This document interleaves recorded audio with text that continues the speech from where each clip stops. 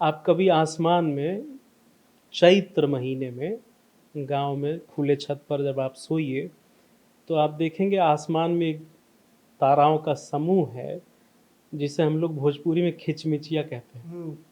बहुत सारे तारे झिलमिल कभी एक पास एक दिखाई ही पास देते हैं, एक दिखेंगे, ही गायब हो पास जाएंगे। गायब हो जाते हैं। वो अष्ट तारा है। उस अष्ट तारा में इस तारा देवी के 8 स्वरूपों का वर्णन है। पहली है तारा, दूसरी उग्र तारा। किसी को उग्र तारा देखना हो तो वो उत्तरी गुवाहाटी में उग्र तारा का मंदिर है, जाकर के देख सकता है कि उग्र तारा की शक्ति कैसी होती है।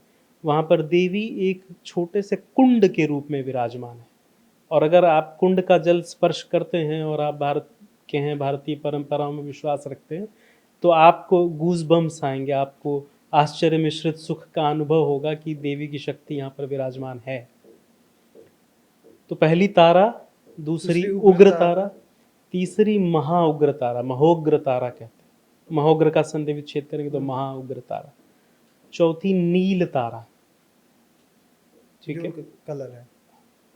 पांचवी नील सरस्वती। छठी कामेश्वरी। सातवीं जो भद्र स्वरूप है तारा का, उसको भद्रकाली कहेंगे। और अंतिम तारा चंडी।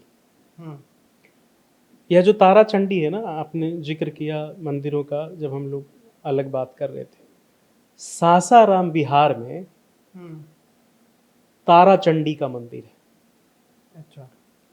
गौड़ राजपूत, जिनका एक समय पूरे भारत में जिनके तलवार की धाक थी, और मूर्तिकला, आइकनोग्राफी, भारतीय आध्यात्मिक जगत, इनमें भी गौड़ राजपूतों का बड़ा योगदान था।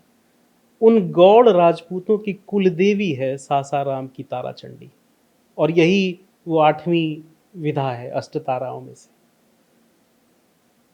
ये तारा चंडी के उपासक, जिन गौड़ राजपूत वंशों की हम बात कर रहे हैं, ये लोग आज भी वहां पर हैं, शाही वंश के नाम से जाने जाते हैं।